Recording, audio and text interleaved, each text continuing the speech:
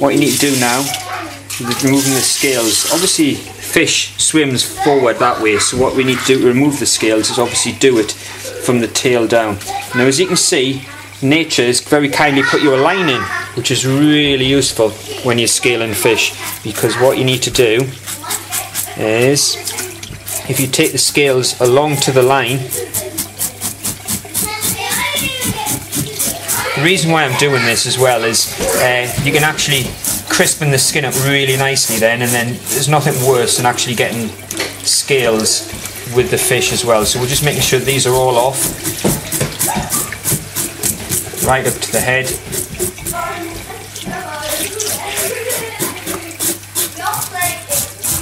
So you can see what I'm actually using here is just a normal run-of-the-mill house knife.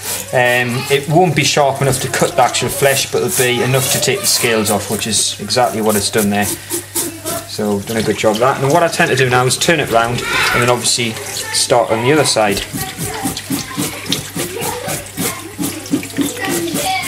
Now with this as well, what you need to do is take your time with it. Don't rush this stage, because you need to be as thorough as possible really with this. We'll turn that off for a minute. Wash it again in a minute.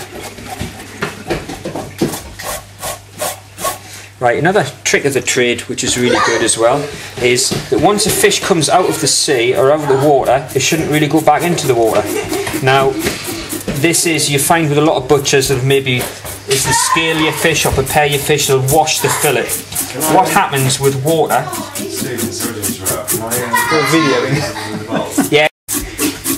Once the fish comes out of water, you shouldn't put it back into water. But this might be sitting in water, but what is the membrane here is actually protecting the flesh, so it's no water is coming into contact with actual flesh, because it does dry it out.